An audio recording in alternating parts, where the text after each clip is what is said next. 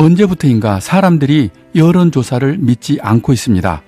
낮은 응답률, 신뢰가 가지 않는 표본, 유도성 질문 이런 문제가 드러났습니다. 그래서 이제 검색 엔진 구글을 신처럼 믿고 있습니다. 들쑥날쑥하는 여론조사보다 구글 트렌드는 정확히 유권자의 마음을 보여주고 있습니다.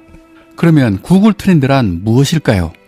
일정 기간 동안 특정 대상의 구글 검색량을 말합니다. 이것이 후보에 대한 관심의 척도가 되었습니다. 이 구글 검색의 흐름이 바로 구글 트렌드입니다. 2016년 트럼프가 당선한다는 사람은 거의 없었습니다.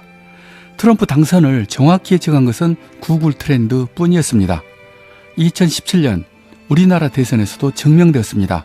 선거 직전까지 구글 트렌드 검색량 순위는 1등부터 문재인, 홍준표, 안철수, 유승민, 심상정이었습니다. 개표 결과를 보니 이 순서가 그대로 일치했습니다. 또 지난해 4.7 보궐선거에서 LH 사태, 내곡동 생태탕 등등 복잡한 선거 변수 속에서도 오세훈의 당선을 일찍부터 정확히 예측한 것은 구글 트렌드였습니다. 2020년 바이든 대통령 당선은 예외라는 사람도 있습니다. 그래서 제가 이것을 자세히 조사해 보았습니다. 지금 여러분께서 보시는 대로 투표 24일 전까지는 트럼프 우세가 맞습니다. 그러다 정확히 10월 11일 투표 23일 전부터는 바이든이 트럼프를 앞지릅니다. 그러니까 결론은 지금까지는 단 한 번도 예외 없이 구글 트렌드에서 앞서가는 후보가 당선한다는 것은 진리입니다. 그래서 이 시대 가장 영험한 구글의 신, 구글 트렌드가 말하는 다음 대통령을 알려드립니다. 그 결과는 정확히 이재명입니다. 구글 빅데이터 트렌드 분석은 한마디로 후보에 대한 관심도입니다. 대선 토론회를 거치면서부터 이재명 후보에 대한 관심도가 더 높아졌으며 심지어 대구 경북에서마저도 88대 60으로 이재명 후보가 앞서고 있습니다. 정치 전문가도 역시 같은 말을 합니다.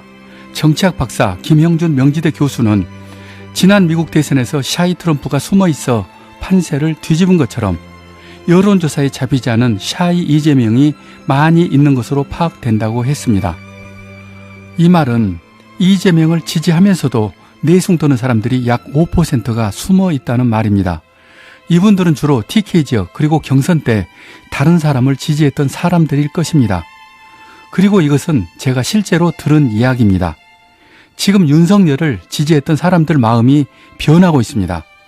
그런데 그것을 표현하지는 못한다고 합니다. 그들 진영에서 변절자가 되고 싶지는 않기 때문입니다. 이런 제 말에 부정하는 사람도 당연히 있습니다. 그들은 이것은 구글 트렌드일 뿐이다.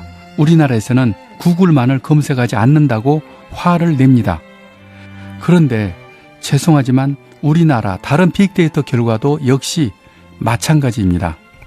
그래서 투표일 11일 전 기준으로 투표가 이루어졌다면 그 결과 투표율은 71%에 이재명 44%, 윤석열 37%로 이재명이 7% 앞서서 당선했다고 분석했습니다.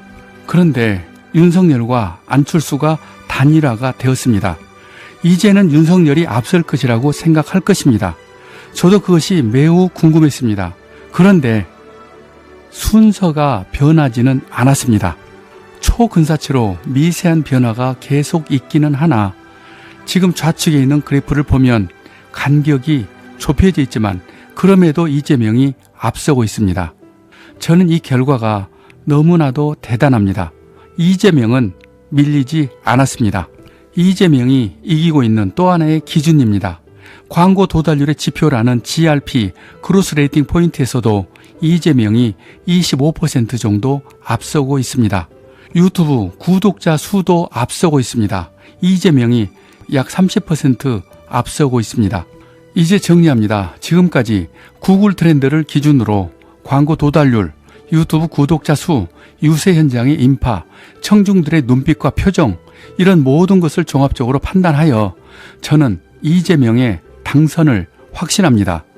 그것도 2등과는 8에서 10% 정도 차이가 나는 완벽한 승리입니다. 3월 10일 새벽 4시 이것이 증명될 것입니다.